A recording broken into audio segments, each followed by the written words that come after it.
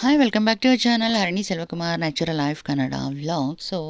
ನಾನು ಇವತ್ತಿನ ಮಾರ್ನಿಂಗ್ ಎದ್ದು ಗಿಡಕ್ಕೆಲ್ಲ ನೀರು ಹಾಕಿ ನೋಡ್ತಾ ಇದ್ದೆ. ಒಂದು ಒಳ್ಳೆ ಬ್ಯೂಟಿಫುಲ್ ರೋಸ್ ನಮ್ಮ ಗಿಡದಲ್ಲಿ ಬಿಟ್ಟಿತ್ತು. ಖುಷಿ ಆಯಿತು ನೋಡಿ. ಗಿಡ ಫುಲ್ಲು ಮೇಲಕ್ಕೆ ಉದ್ದಕ್ಕೆ ದೊಡ್ಡದಾಗಿ ಬೆಳ್ಕೊಂಡು ಆ ಕಡೆ ಬೆಂಟಾಗಿಬಿಟ್ಟಿದೆ ರೋಸ್ ಗಿಡ. ಅದನ್ನು ಕೂಡ ಕಟ್ಟಬೇಕು. ನೋಡಿ ಎಷ್ಟು ಬ್ಯೂಟಿಫುಲ್ ರೋಸ್ ಬಿಟ್ಟಿದೆ ಇವತ್ತು ನಮ್ಮ ಗಿಡದಲ್ಲಿ. ಖುಷಿಯಾಗತ್ತೆ ನನಗೆ ನಮ್ಮ ಗಿಡದಲ್ಲಿ ಹೂವನ್ನು ನೋಡುವಾಗ. ಹಾಗೆ ಹಿಬಕಸ್ ಕೂಡ ಒಂದು ಗಿಡ ಹಾಕಿದ್ದೀನಿ. ಇದು ಕೂಡ ಹೂ ಮೊಗ್ಗೆಲ್ಲ ಕಚ್ಚಿತ್ತು, ಯಾಕೋ ಬಿದ್ದೋಯ್ತು ನಾನು ಆ ಕಡೆ ಪಾಟ್ ಸರಿಸುವಾಗ.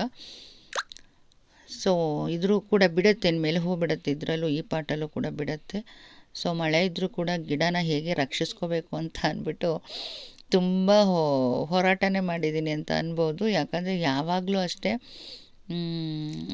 ಯಾವಾಗಲೂ ಕೊಳ್ತು ಹೋಗ್ತಾಯಿತ್ತು ಗಿಡಗಳು. ಈಗ ಅದನ್ನು ಹೇಗೆ ಮೇಂಟೆನೆನ್ಸ್ ಮಾಡಬೇಕು ಅಂತ ಹೇಳಿಬಿಟ್ಟು ಒಂದು ಅಧ್ಯಯನ ಮಾಡಿದ್ದಾಯಿತು. ಮಳೆ ಬಂದು ಮನೆ ಪರಿಸ್ಥಿತಿ, ಮುಂದೆ ವಾತಾವರಣ ಕೋಲ್ಡ್ ಆಗಿದೆ. ಈಗ ನಾನು ಅನ್ನಕ್ಕೆ ಇಟ್ಟಿದ್ದೀನಿ. ಮನೆಯಲ್ಲಿ ಒಂದು ಸ್ವಲ್ಪ ಕರ್ಮೀನ್ ಸಾಂಬಾರಿತ್ತು, ಹಾಗಾಗಿ ಅದಕ್ಕೊಂದು ಸ್ವಲ್ಪ ಮುದ್ದೆ ಮಾಡೋಣ ಮತ್ತು ಮೊಟ್ಟೆ ಬೇಯಿಸ್ಕೊಳ್ಳೋಣ ಅಂತ ಹೇಳಿ ಇಟ್ಟಿದ್ದೀನಿ. ಊರಿಂದ ಬಂದ ಮೇಲೆ ಇದೇ ವ್ಲಾಗ್ ನಾನು ಸ್ಟಾರ್ಟ್ ಮಾಡಿದ್ದು. ನಾನು ಮಮ್ಮಿ ಬಂದ್ವಿ ವಾಪಸ್ಸು, ಹಾಗಾಗಿ ಮನೆಯಲ್ಲಿ ಮೊಟ್ಟೆ ಬೇಯಿಸ್ತಾಯಿದ್ದೀನಿ. ನನಗೆ, ಟೈಸನ್ಗೆ ಮತ್ತು ಮಮ್ಮಿಗೆ ಅಂತ ಹೇಳಿ 6 ಮೊಟ್ಟೆ ಬೇಯಿಸ್ತಾಯಿದ್ದೀನಿ. ಹಾಗೆ ಅನ್ನಕ್ಕಿಟ್ಟಿದ್ದೀನಿ ಮತ್ತು ಅವರೆಕಾಳು ಕರ್ಮೀನ್ ಸಾಂಬಾರಿದೆ. ಒಂದು ಸ್ವಲ್ಪ ಮುದ್ದೆ ಮಾಡಿಬಿಟ್ರೆ ಮಮ್ಮಿಗೆ ಅಡ್ಜಸ್ಟ್ ಆಗುತ್ತೆ ಅಂತ ಹೇಳಿ ಮುದ್ದೆನೂ ಕೂಡ ಮಾಡ್ತಾಯಿದ್ದೀನಿ. ಮಮ್ಮಿಗೆ ಮುದ್ದೆ ಚಪಾತಿ ಜಾಸ್ತಿ ಮಮ್ಮಿ ಬಂದರೆ ನಾವು ಯೂಸ್ ಮಾಡೋದು, ಹಾಗಾಗಿ ಮುದ್ದೆ ಮಾಡ್ತಾಯಿದ್ದೀನಿ. ನನ್ನ ವಿಡಿಯೋದಲ್ಲಿ ನಾನು ನಿಮಗೆ ಇದು ಮೊದಲನೇದು ಮುದ್ದೆ ಶೇರ್ ಮಾಡ್ತಾ ಇರೋದು.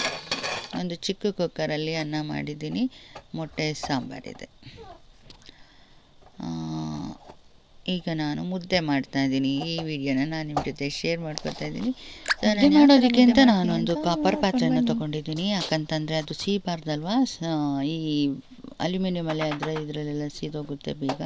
ಆಮೇಲೆ ಈ ಒಂದು ಪಾತ್ರೆಯಲ್ಲಿ ಮುದ್ದೆ ಕೂಡ ಚೆನ್ನಾಗಿ ಬೇಗ ಮೆಲ್ಟಾಗಿ ಬೇಯುತ್ತೆ.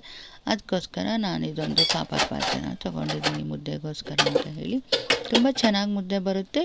ಮುದ್ದೆನ ಮಾಡ್ತಾಯಿದ್ದೀನಿ. ಮಮ್ಮಿ ಕೂಡ ಚೆನ್ನಾಗಿದೆ ಅಂತ ಹೇಳಿದ್ರು ಮುದ್ದೆ. ನಾನು ಜಾಸ್ತಿ ಎಲ್ಲ ಅಂದರೆ ಈ ಕವಗೋಲು ಎಲ್ಲ ಇಟ್ಕೊಂಡು ಮುದ್ದೆ ಮಾಡ್ತಾರಲ್ಲ, ಆ ಥರ ಎಲ್ಲ ನನಗೆ ಅಷ್ಟೊಂದು ಮಾಡೋಕ್ಕೆ ಬರೋಲ್ಲ. ಹಲ್ಲೆಲ್ಲಿ ತಿರುಗಿಸ್ಬಿಟ್ಟು ಚೆನ್ನಾಗಿ ಗಂಟಿಲ್ಲದೆ ಇರೋ ಥರ ಮುದ್ದೆನ ಮಾಡ್ತೀನಿ, ಚೆನ್ನಾಗಿ ಬೇಯಿಸ್ತೀನಿ. ಒಂದು 2-3 ಮೆಂಬರ್ಸ್ಗಷ್ಟೇ ನಂಗೆ ಮುದ್ದೆ ಮಾಡೋಕ್ಕೆ ಬರೋದು, ಜಾಸ್ತಿ ಜನಕ್ಕೆಲ್ಲ ಬರೋಲ್ಲ ನನಗೆ. ಮಾಡ್ತಾಯಿದ್ದೀನಿ. ಮುದ್ದೆ ತಿನ್ನೋದಾಗಿರ್ಬೋದು, ಮುದ್ದೆ ಮಾಡೋದಾಗಿರ್ಬೋದು, ಕಲ್ತಿದ್ದೆ ಒಂದು ದೊಡ್ಡ ಸಾಹಸ. ಆ್ಯಕ್ಚುಲಿ ನಾನು ಮುದ್ದೆನ ಮೊದಲು ನುಂಗೋಕ್ಕೆ ಬರ್ತಿರ್ಲಿಲ್ಲ, ಕಡ್ದು ತಿಂದ್ಬಿಡ್ತಾಯಿದ್ದೆ. ಆಮೇಲೆ ತುಪ್ಪ ಹಾಕೊಂಡು ಸ್ವಲ್ಪ ನುಂಗೋಕ್ಕೆ ಸ್ಟಾರ್ಟ್ ಮಾಡಿದೆ. ಅದಾದಮೇಲೆ ಈಗ ಕಲ್ತಿದ್ದೀನಿ. ಈಗ ಮುದ್ದೆ ನುಂಗ್ತೀನಿ, ಆದರೆ ಒಂದೊಂದು ಟೈಮ್ ಕಚ್ಚಿ ತಿಂದ್ಬಿಡ್ತೀನಿ. ಅದೇ ದೊಡ್ಡ ನಗು ಬರುತ್ತೆ ನನಗೆ, ಇನ್ನೂ ಮುದ್ದೆ ತಿನ್ನೋದು ಬರಲ್ವಲ್ಲ ಅಂತ. ಸ್ವಲ್ಪ ಇಷ್ಟ ಇಲ್ಲ ಮುದ್ದೆ, ಬಟ್ ಆದರೂ ಈಗ ಹೆಲ್ತ್ ವೈಸ್ ಮುದ್ದೆ ಬೇಕು ಅಂತ ಕಲ್ತು ಮಾಡಿ ತಿಂತಾ ಇರೋದು. ತಿನ್ನಲೇಬೇಕಲ್ಲ, ಒಂದು ಸರ್ಟನ್ ಏಜ್ ಅಂತ ನಮ್ಗೆ ಆದಮೇಲೆ ಮುದ್ದೆ ತಿನ್ನಬೇಕು, ಜಾಸ್ತಿ ಚಪಾತಿ ತಿನ್ನಬೇಕು ಅಂತ ಇರುತ್ತೆ. ಹಾಗಾಗಿ ಮುದ್ದೆನ ಮಾಡ್ತಾಯಿದ್ದೀನಿ. ಈ ಮುದ್ದೆ ಬಗ್ಗೆನೇ ಒಂದು ವಿಡಿಯೋ ಮಾಡಬೇಕು ಅನಿಸುತ್ತೆ ನನ್ನ ಟೈಮು. ನಮ್ಮ ಮನೇಲಂತೂ ನಮ್ಮ ಮಮ್ಮಿ ಮುದ್ದೆ ಮಾಡ್ತೀನೋ, ಮುದ್ದೆ ಕಲ್ತ್ಕೋ, ತಿನ್ನೋದು ಕಲ್ತ್ಕೋ ಈಗಲೂ ಹೇಳ್ತಿರ್ತಾರೆ, ನಗು ಬರುತ್ತೆ ನನಗೆ. ಈಗ ನೋಡಿ, ನಾನು ಮುದ್ದೆ ಮಾಡೋದು ಕಲ್ತಿದ್ದೀನಿ, ತಿನ್ನೋದು ಕಲ್ತಿದ್ದೀನಿ. ಹೆಲ್ತ್ ವೈಸ್ ಈಗ ತಿನ್ನಲೇಬೇಕಲ್ಲ ಅಂತ ಹೇಳಿ ಮಾಡ್ತಾಯಿದ್ದೀನಿ. ನನಗೆ ಮಮ್ಮಿಗೆ ಮುದ್ದೆ ಮಾಡ್ತಾಯಿದ್ದೀನಿ. ನೀವು ಕೂಡ ಯಾರೆಲ್ಲ ಮುದ್ದೆ ಇಷ್ಟಪಡೋಂಗಾಗಿ ಮತ್ತು ಮುದ್ದೆ ತಿನ್ನೋಂಗಾಗಿ ಮುದ್ದೆನ ಮಾಡ್ಕೊತೀನಿ. Health wise ತಿನ್ನಲೇಬೇಕು. ಮುದ್ದೆನ ತಿನ್ನೋಕ್ಕೇ ಆಗಲ್ಲ ಅಂತಂದರೆ ಚಪಾತಿಗೆ ನೀವು ಸ್ಟಿಕ್ ಆನ್ ಆಗಬೇಕಾಗುತ್ತೆ, ಚಪಾತಿ ಮಾಡ್ಕೋಬೇಕಾಗುತ್ತೆ. ಅನ್ನನ ಕಮ್ಮಿ ಮಾಡಿ, ಅನ್ನ ತಿನ್ನೋದನ್ನು ಕಮ್ಮಿ ಮಾಡಬೇಕು.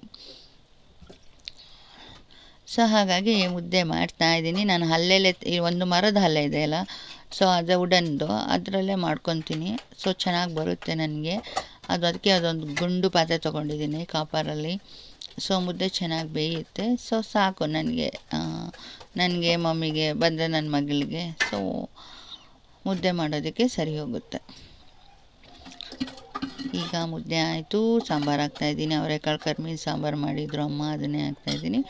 ಹಾಗೆ ಒಂದು ಮೊಟ್ಟೆ, 2 ಮೊಟ್ಟೆ ಸೇರಿಸ್ತಾ ಇದ್ದೀನಿ ರಾತ್ರಿ ಡಿನ್ನರ್ಗೆ.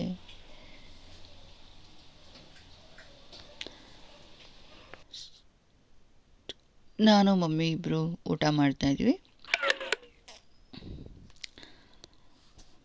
ಸೊ ಟೈಮ್ ಆಗಿದೆ, ಸೊ ಹಾಗಾಗಿ ಇಬ್ಬರು ಮಾತಾಡ್ಕೊಂಡು ಮುದ್ದೆ ಊಟ ಮಾಡ್ತಾಯಿದ್ವಿ. ಸೊ ಇದಾದಮೇಲೆ ಇನ್ನೇನಿಲ್ಲ, ಮಾತಾಡ್ಕೊಂಡು ಮಲಗೋದು. ನಾನು ನಮ್ಮ ಮಮ್ಮಿ, ಏಂಜಲ್ ಇಲ್ವಲ್ಲ, ನಾನು ನಮ್ಮ ಮಮ್ಮಿ ತುಂಬ ಮಾತಾಡ್ಕೊಂಡು ಮಲ್ಕೋತೀವಿ. ಹಾಗಾಗಿ ಮುದ್ದೆನ ಊಟ ಮಾಡಿ ಮಲಗೋಣ ಅಂತ ಹೇಳಿ ಮಾಡ್ತಾಯಿದ್ದೀನಿ. ಸೊ ನಮ್ಮ ಮಮ್ಮಿಗೆ ಕೆಳಗೆಲ್ಲ ಕುತ್ಕೊಳ್ಳೋಕ್ಕಾಗಲ್ಲ ಅಂತ ಹೇಳಿ ಒಂದು ಚಿಕ್ಕ ಡೈನಿಂಗ್ ಟೇಬಲನ್ನು ತೊಗೊಂಡು ಬಂದೆ. ಮತ್ತು ಇಲ್ಲಿ ತುಂಬ ಮಳೆ ಬರೋದ್ರಿಂದ ಕೆಳಗಡೆ ಕೂರೋಕ್ಕೆ ಆಗಲ್ಲ, ಹಾಗಾಗಿ ಒಂದು ಡೈನಿಂಗ್ ಟೇಬಲ್ ಇದ್ದರೆ ಒಳ್ಳೆಯದಾಗುತ್ತೆ ಅಂತ ಹೇಳಿ 4 ಚೇರ್ ಇರೋ ಡೈನಿಂಗ್ ಟೇಬಲ್ನ ತೊಗೊಂಡು ಬಂದು ಒಂದು 4-5 ಮಂತ್ಸ್ ಆಯಿತು. ಸೊ ಅದು ನಮ್ಮ ಕಿಚನ್ ಚಿಕ್ಕದಿರೋದ್ರಿಂದ ಯೂಸು ಆಗುತ್ತೆ ಮತ್ತು ನಮಗೆ ಊಟಕ್ಕೆ ಯೂಸ್ ಆಗುತ್ತೆ. ಎಲ್ಲದಕ್ಕೂ ನಮ್ಮ ಮನೆಗೆ ಈಗ ಸದ್ಯಕ್ಕೆ ಅಡ್ಜಸ್ಟೇಬಲ್ ಆಗಿದೆ. ಚಿಕ್ಕ ಮನೆಗೆ ಚಿಕ್ಕ ಡೈನಿಂಗ್ ಟೇಬಲ್ ಸಾಕಂತ ಹೇಳಿ ತೊಗೊಂಡು ಬಂದಿದ್ದೀನಿ.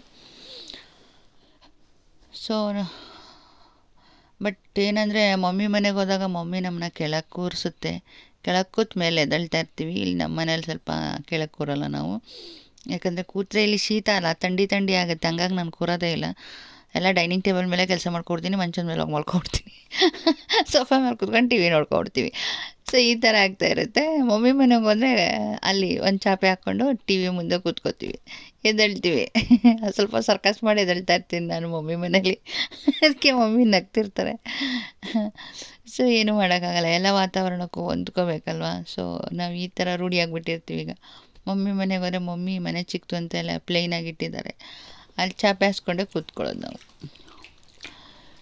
ಸೊ ಊಟ ಆಗ್ತಾ ಇದೆ ನಮ್ಮದು.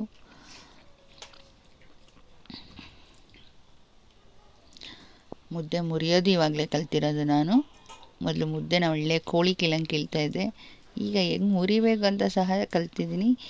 ಕರ್ಮೀನ್ ಸಾಂಬಾರು, ಮುದ್ದೆ, ಮೊಟ್ಟೆ, ರೈಸ್. ಸೊ ಇವತ್ತಿನ ನಮ್ಮ ಡಿನ್ನರ್.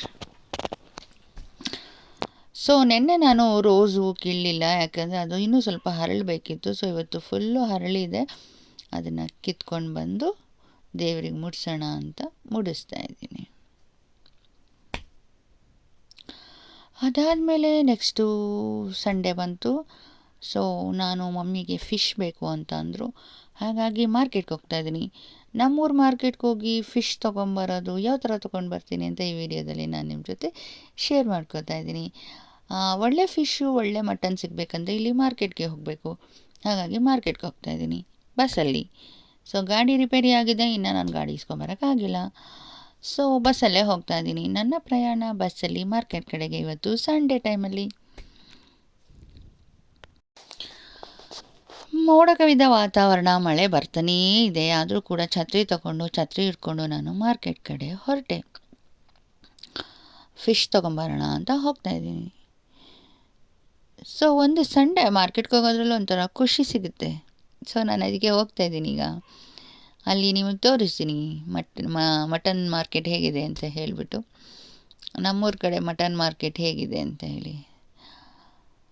ಸೊ ಬಸ್ಸಲ್ಲಿ ಹೋಗ್ಬೇಕಾ ಅಂತ ನೀವು ಅಂದರೆ, ನಾವು ಬಂದಿರೋದು ಹೊಸ ಏರಿಯಾ, ನನಗೆ ಗೊತ್ತಿಲ್ಲ ಅಲ್ಲಿ ಮಾರ್ಕೆಟ್ ಎಲ್ಲಿದೆ ಅಂತ.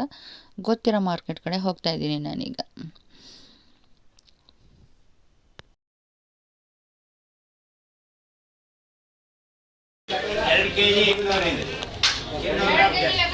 ಹಂಗಲ್ಲ 30 ರೂಪಾಯಿ ಲಾಭ ಇಲ್ಲ 4 ಮೀನಿಗೆ 2 ಕೆಜಿ ಹಾಕಿದ್ರೆ ಕಮ್ಮಿ ಬರುತ್ತೆ.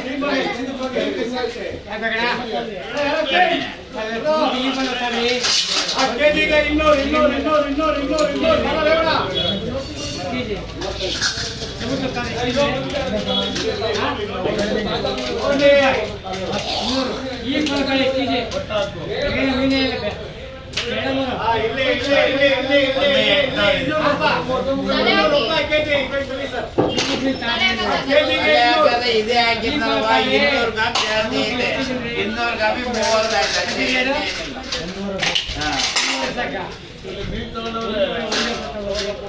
ಆಯ್ತು ಸಾಕು.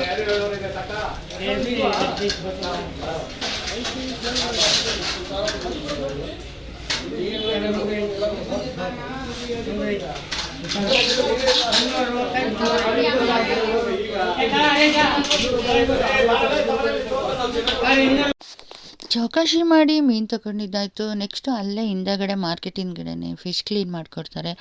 ಅಲ್ಲಿ ಫಿಶ್ ಕ್ಲೀನ್ ಮಾಡಿಸ್ಕೊಂಡು ಪ್ಯಾಕ್ ಮಾಡಿಸ್ಕೊಂಡು ಈಗ ಹೊರಡೋಣ ಅಂತ ನಾನು ರೆಡಿಯಾಗಿದ್ದೀನಿ. ಸೊ ಒಂದು ಪಾಂಪ್ಲೆಂಟ್ ಮೀನು 2 kg ಮತ್ತು ಇನ್ನೊಂದೊಂದು ಅರ್ಧ kg ಫಿಶನ್ನು ತೊಗೊಂಡು ರೆಡಿ ಮಾಡಿಸಿ ಕ್ಲೀನ್ ಮಾಡಿಸ್ಕೊಂಡು ಬಂದು ಇಲ್ಲಿ ಒಂದು ಸ್ವಲ್ಪ ನಿಂಬೆಹಣ್ಣು ಹಾಗೆ ಸೌತೆಕಾಯಿ, ಕೊತ್ತಂಬರಿ ಸೊಪ್ಪು, ಪುದೀನ ಸೊಪ್ಪು ಬೇಕಿತ್ತು. ಹಾಗೆ ಅಲ್ಲೇ ಸಿಗ್ತಿತ್ತಲ್ಲ ಅಂತ ಹೇಳಿ ಅದನ್ನು ತಗೊಂಡು ಹೊರಡೋಣ ಅಂತ ಹೇಳಿ ಅಂಗಡಿ ಮುಂದೆ ಇದ್ದೀನಿ. ಇಷ್ಟು ಸಂಡೆ ಕೆಲಸ ಆಗ್ತಾಯಿದೆ ಬೆಳಿಗ್ಗೆನೇ. ಮಮ್ಮಿ ಬಂದಿರೋದ್ರಿಂದ ಫಿಶ್ ಕೇಳಿದ್ರಲ್ಲ ಅಂತೇಳಿ ಅಷ್ಟು ದೂರ ಹೋಗಿ ತೊಗೊಂಡು ಬರ್ತಾಯಿದ್ದೀನಿ. ಏನೇ ಒಂದು ವಸ್ತು ತೊಗೋಬೇಕಾದ್ರೆ ತುಂಬಾ ಬಾರ್ಗೇನ್ ಮಾಡೋದು ಕಲ್ತ್ಕೊಬಿಟ್ಟಿದ್ದೀನಿ ನಾನೀಗ. ಸೊ ಅದು ಬಾರ್ಗೇನ್ ಮಾಡಿ ತಗೊಳ್ಳಿಲ್ಲ ಅಂದರೆ ಏನೋ ಒಂಥರ ಸಮಾಧಾನನೇ ಆಗೋಲ್ಲ, ಆ ಥರ ಆಗಿಬಿಟ್ಟಿದೆ. ಸೊ ಅದು ಈಗ ಅದೇ ನಾನು ಕಾಲೇಜ್ ಟೈಮಲ್ಲಿದ್ದಾಗ ಅವ್ರು ಎಷ್ಟು ಹೇಳ್ತಾರೆ ಅಷ್ಟು ಕೊಟ್ಬಿಟ್ಟು ಡೀಸೆಂಟಾಗಿ ಬರ್ತಿದ್ದೆ. ಮಮ್ಮಿ ಕೈಲಿ ಬಾಯಿ ತುಂಬ ಬೈಸ್ಕೊತಾ ಇದ್ದೆ. ಸೊ ಅದು ಆ ಕಾಲ. ಬಟ್ ಈಗ ಹೊಟ್ಟೆ ಉರಿಯುತ್ತೆ. ಈಗ ತುಂಬ ಬಾರ್ಗೇನ್ ಮಾಡ್ತೀನಿ, ಹಾಗೆ ಕೊಡೋರ್ಗೂ ಬಿಡಲ್ಲ. ಸೊ ಕರೆಕ್ಟಾಗಿ ತೊಗೊಂಡು ಬರ್ತೀನಿ. ಸೊ ಅವ್ರಿಗೆ ಲಾಸ್ ಆದರೂ ಪರವಾಗಿಲ್ಲ, ನಮಗೆ ಲಾಭ ಆಗಿರಬೇಕು, ಆ ಥರನೇ ವ್ಯಾಪಾರ ಮಾಡ್ಕೊಂಡು ಬರೋದು ನಾನು ಇತ್ತೀಚೆಗೆ. ಸೊ ಎಲ್ಲ ಕಲಿಬೇಕಲ್ಲ. ವ್ಯಾಪಾರ ಮಾಡೋರು ಅನೇಕ ರೀತಿಲಿ ಮೋಸ ಮಾಡ್ತಾರೆ. ಅಂಥವ್ರನ್ನ ಕಂಡ್ರೆ ಒಂದೊಂದು ಟೈಮ್ ಸಿಟ್ಟು ಬರುತ್ತೆ. ಬಟ್ ಅದಕ್ಕೆ ನಾವು ಯಾವಾಗಲೂ ಎಚ್ಚರಿಕೆಯಿಂದ ತಗೊಳ್ಳೋದ್ರಲ್ಲಿ ಮೈಂಡ್ ಸೆಟ್ ಮಾಡ್ಕೋಬೇಕು ಅಂತ ಅನ್ಕೋತೀನಿ ನಾನು. ಎಷ್ಟೊಂದು ಸಾರಿ ಮೋಸ ಹೋಗಿದ್ದೀನಿ ಅನ್ನೋದಕ್ಕಿಂತ ಅವರೇ ಮೋಸ ಹೋಗ್ಬಿಟ್ಟಿದ್ದಾರ ಅಂತಲೂ ಅನಿಸುತ್ತೆ, ಕ್ವಶನ್ ಆಗುತ್ತೆ. ಮಾರ್ಕೆಟಲ್ಲಿ ಒಂದು ಸಾರಿ ಕ್ಲೀನ್ ಮಾಡಿದ್ರು, ಮನೆಗೆ ಬಂದು ಇನ್ನೊಂದು ಸಾರಿ ಕ್ಲೀನ್ ಮಾಡಿ. ಸೊ ಒಂದು ಫಿಶನ್ನು ಫ್ರೈ ಮಾಡಿ ಇನ್ನು ಒಂದೆರಡನ್ನು ಸಾಂಬಾರು ಮಾಡೋಣ ಅಂತ ಹೇಳಿ. ಇದು ತುಂಬ ದೊಡ್ಡದಾಗಿದೆ ಫಿಶ್, ಹಾಗಾಗಿ ಒಂದು ಫಿಶ್ ಫ್ರೈ ಮಾಡಿದ್ರೇ ಇಬ್ಬರು ತಿನ್ಬೋದು ಅಂತ ಹೇಳಿ ಒಂದೇ ಫಿಶನ್ನು ಫ್ರೈ ಮಾಡ್ತಾಯಿದ್ದೀನಿ. ಅದಕ್ಕೆ ಬೇಕಾದ ಎಲ್ಲ ಮಸಾಲೆ ಇಂಗ್ರೀಡಿಯೆಂಟ್ಸನ್ನು ಹಾಕೋತಾ ಇದ್ದೀನಿ. ಮಾಮೂಲಿ ಫಿಶ್ ಫ್ರೈಗೆ ನಾವು ಏನೇನೆಲ್ಲ ಹಾಕೋತೀವೋ ಹಾಗೆ ಹಾಕ್ಕೊಂಡು ಒಂದು ಮೊಟ್ಟೆ ಹಾಕ್ಕೊಂಡು, ಏನೆಲ್ಲ ಹಾಕಿದ್ದೀನಿ ಅಂತಂದರೆ ಧನಿಯಾ ಪೌಡರು, ಹಾಗೆ ಕಬಾಬ್ ಪೌಡರು, ಶುಂಠಿ ಬೆಳ್ಳುಳ್ಳಿ ಪೇಸ್ಟು, ಚಿಲ್ಲಿ ಪೌಡರ್ ಹಾಕಿ ಕಲಿಸ್ತಾ ಇದ್ದೀನಿ. ಸ್ವಲ್ಪ ಸಾಲ್ಟ್. ಸೊ ಮಾಮೂಲಿ ನಾವು ಕಬಾಬ್ಗೆ ಹೇಗೆ ಮಾಡ್ತೀವೋ ಅದೇ ಥರ ಫಿಶ್ ಫ್ರೈಗೂ ಅದೇ ಮಸಾಲೆನ ಕಲಿಸ್ಕೊಳ್ತಾ ಇದ್ದೀನಿ. ಕಲಿಸ್ಕೊಂಡು ಈಗ ಫಿಶ್ಗೆ ಹಾಕಿ ಫ್ರೈ ಮಾಡಿದ್ರೆ ಒಂದು ಫಿಶ್ ಫ್ರೈ ರೆಡಿ ಆಗುತ್ತೆ. ತುಂಬ ದೊಡ್ಡದಿತ್ತು ಫಿಶ್ಶು, ಹಾಗಾಗಿ ಒಂದನ್ನೇ ಫ್ರೈ ಮಾಡೋಣ ಅಂತ. ನೋಡಿ ಎಷ್ಟು ದೊಡ್ಡದಿದೆ ಫಿಶ್ಶು. ಸೊ ಇದನ್ನು ಫ್ರೈ ಮಾಡಿದ್ದಾಯಿತು. ತವಾ ಫ್ರೈ ಮಾಡೋಣ ಅಂತ ಹೇಳಿ ಮಾಡಿಕೊಂಡೆ. ಸೊ ನಾನು ಇದನ್ನೇ ನಿಮಗೆ ಶಾರ್ಟ್ಸಲ್ಲಿ ಕೂಡ ಹಾಕಿದ್ದೀನಿ.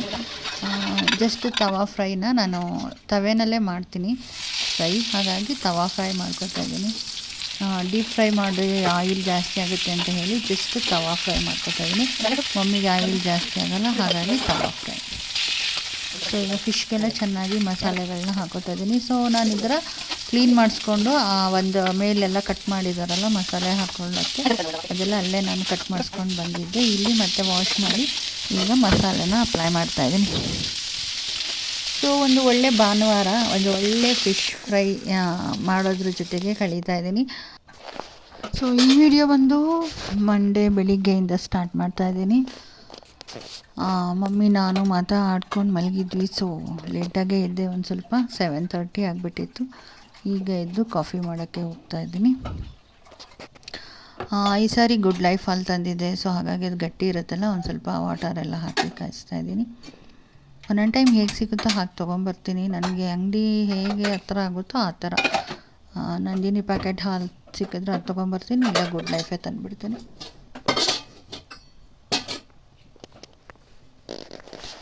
ರಾತ್ರಿ ನಾನು ಯೂಟ್ಯೂಬಲ್ಲಿ ಒಂದು ಸ್ಟೋರಿ ನೋಡ್ತಾ ಇದ್ದೆ. ಸೊ ಪ್ರಪಂಚದಲ್ಲಿ ಎಲ್ಲರೂ ಒಂಟಿತನನ ಅಂದರೆ ಒಂಟಿಯಾಗಿರೋದಕ್ಕೆ ಬಯಸ್ತಾರೆ ಅಂತ.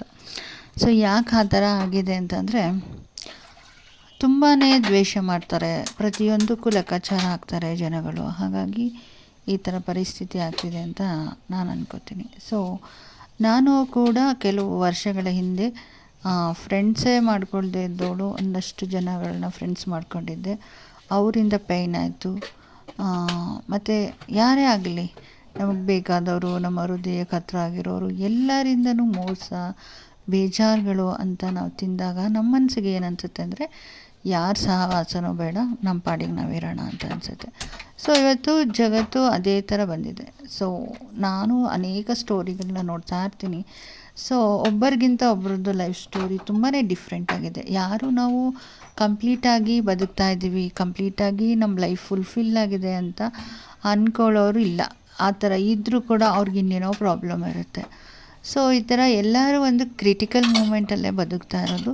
ಬಟ್ ಇಲ್ಲಪ್ಪ, ನಮಗೇನು ಪ್ರಾಬ್ಲಮ್ ಇಲ್ಲ, ನಾವೆಲ್ಲದರಲ್ಲೂ ಪರ್ಫೆಕ್ಟ್ ಅನ್ನೋರಂತೂ ಯಾರೂ ಇಲ್ಲ ಬಿಡಿ. ಸೊ ಹಂಗೆ ಹೇಳಿದ್ರು ಅದು ಸುಳ್ಳು ಅಂತ ಗೊತ್ತಾಗುತ್ತೆ. ಸೊ ಹಾಗಾಗಿ ನಮ್ಮ ಪರಿಸ್ಥಿತಿ ಹೇಗಿದೆಯೋ ಹಾಗೆ ನಾವು ಹೊಂದ್ಕೊಂಡು ನಾವಾಯಿತು, ನಮ್ಮ ಕೆಲಸ ಆಯಿತು, ನಮ್ಮ ಮನೆ ಆಯಿತು. ಹೀಗಂತೂ ಬಿಡಿ ಯೂಟ್ಯೂಬ್ ಬಂದಿರೋದ್ರಿಂದ ಸೊ ಇನ್ನೂ ತುಂಬ ಸಿಂಗಲ್ ಆಗ್ತಾಯಿದ್ದಾರೆ. ಯಾವ ಸಹವಾಸನೂ ಬೇಡಪ್ಪ ಅಂದ್ಬಿಟ್ಟು ಒಂಥರ ಡಿಪೆಂಡ್ ಆಗ್ತಿದ್ದಾರೆ ಅಂತ ನಾನು ಅಂದ್ಕೊತೀನಿ. ಸೊ ಈಗ ನಾನೇ ಆದರೂ ಅಷ್ಟೇ ಡ್ಯೂಟಿ ಮುಗಿಸ್ಕೊಂಬರ್ತೀನಿ, ನನ್ನ ಯೂಟ್ಯೂಬ್ ಬಗ್ಗೆ ಕೆಲಸ ಮಾಡ್ಕೊತೀನಿ, ಯೂಟ್ಯೂಬ್ಗೆ ವೀಡಿಯೋಸ್ಗಳನ್ನ ಅಪ್ಲೋಡ್ ಮಾಡ್ಕೊತೀನಿ, ಟೀ ಕಾಫಿ ಕುಡ್ಕೊತೀನಿ, ಮಲ್ಕೊತೀನಿ. ಸೊ ನನಗೆ ಈಗ ಅವ್ರನ್ನ ಮಾತಾಡಿಸ್ಬೇಕು, ಇವ್ರನ್ನ ಮಾತಾಡಿಸ್ಬೇಕು, ಸೊ ತುಂಬ ಬೋರ್ ಆಗ್ತಿದೆ. ಆ ಥರ ಎಲ್ಲ ಏನೂ ಅನಿಸಲ್ಲ. ಸೊ ಇರೋ ಟೈಮಿಂಗ್ಸ್ ನಂಗೆ ಸಾಲೋದೇ ಇಲ್ಲ. ಸೊ ಹಾಗಾಗಿ ಈಗ ಆ ಥರ ಅನಿಸಲ್ಲ. ಸೊ ಫೀಲ್ ಆಗೋಲ್ಲ ಅದು. ನಾನಾಯಿತು, ನನ್ನ ಕೆಲಸ ಆಯಿತು, ಆಫೀಸ್ ಕೆಲಸ ಇರುತ್ತೆ, ಆಫೀಸಿಂದ ಬಂದು ಮನೆ ಕೆಲಸ ಇರುತ್ತೆ, ಮನೆ ಕೆಲಸ ಮುಗಿದ್ರೆ ನನ್ನ ಯೂಟ್ಯೂಬ್ ಅಪ್ಲೋಡ್ ಕೆಲಸ ಇರುತ್ತೆ, ವಾಯ್ಸ್ ರೆಕಾರ್ಡ್ ಕೊಡಬೇಕಾಗುತ್ತೆ, ಸೊ ಅದನ್ನ ಎಡಿಟಿಂಗ್ ಮಾಡಬೇಕಾಗುತ್ತೆ, ಎಷ್ಟು ಕೆಲಸ ಇರುತ್ತೆ ಗೊತ್ತಾ. ಈ ಥರ ಎಲ್ಲ ನಾವು ನನ್ನ ಟೈಮನ್ನು ನಾನು ಬ್ಯುಸಿ ಮಾಡ್ಕೊಂಡಿರೋದ್ರಿಂದ ನನಗೆ ಅವ್ರು ಮಾತಾಡಿಸ್ಲಿಲ್ಲ, ಅವ್ರ ಫ್ರೆಂಡ್ಸ್ ಆಗಲಿಲ್ಲ, ಇವ್ರು ಮಾತಾಡಿಸಿಲ್ಲ, ಇವ್ರ ಫ್ರೆಂಡ್ಸ್ ಆಗಿಲ್ಲ ಅನ್ನೋ ಫೀಲಿಂಗೇ ಇಲ್ಲ ಇವಾಗ. ಸೊ ಆ ಥರ ಒಂಥರ ಅಂದರೆ ನಮ್ಮನ್ನು ನಾವು ಬ್ಯುಸಿ ಮಾಡ್ಕೊಳ್ಳೋದಕ್ಕೆ ನಿಜವಾಗ್ಲೂ ಯೂಟ್ಯೂಬ್ ಒಂಥರ ಫ್ರೆಂಡ್ಸ್ ಥರನೇ ಆಗಿದೆ ಅಂತಲೇ ಹೇಳ್ಬೋದು. ಸೊ ಮನೆಗೆ ಬಂದ ತಕ್ಷಣ ನಾನು ಯಾವಾಗಲೂ ನನ್ನ ಕೆಲಸ, ನನ್ನ ಎಡಿಟಿಂಗ್ ಕೆಲಸ, ವಾಯ್ಸ್ ಓವರ್ ಕೆಲಸ ಅಥವಾ ವೀಡಿಯೋನ ಎಡಿಟಿಂಗ್ ಮಾಡ್ತಿರ್ತೀನಿ. ಏನೋ ಒಂದು ಮಾಡ್ಕೊಂಡು ಟೈಮ್ ಪಾಸ್ ಆಗೋಗುತ್ತೆ. ನಿದ್ದೆ ಮಾಡ್ತೀನಿ ಕಣ್ತುಂಬ. ಸೊ ನಿಜವಾಗ್ಲೂ ಈಗ ಚಿಂತೆ ಅನ್ನೋದಷ್ಟು ದೂರ ಆಗೋಗಿದೆ. ಸೊ ಇನ್ನೊಬ್ಬರ ಬಗ್ಗೆ ಯೋಚನೆ ಮಾಡೋಷ್ಟು ಟೈಮ್ ನಮಗೆ ಇಲ್ಲ. ಓಕೆ ಫ್ರೆಂಡ್ಸ್, ಈ ವ್ಲಾಗ್ನ ಇಲ್ಲಿಗೆ ಎಂಡ್ ಮಾಡ್ತೀನಿ. ಮತ್ತು ಇನ್ನೊಂದು ಒಳ್ಳೆ ವಿಡಿಯೋಂದಿಗೆ ನಾನು ನಿಮ್ಮ ಜೊತೆ ಸಿಗ್ತೀನಿ. ಸೊ ಯಾರೆಲ್ಲ ಹೊಸದಾಗಿ ನೋಡ್ತಾ ಇದ್ದೀರೋ ದಯವಿಟ್ಟು ಸಬ್ಸ್ಕ್ರೈಬ್ ಮಾಡ್ಕೊಂಡು ನೋಡಿ, ಹಾಗೆ ಬೆಲ್ ಐಕನ್ ಪ್ರೆಸ್ ಮಾಡಿ ಆಲ್ ಅಂತ ಕೊಡಿ.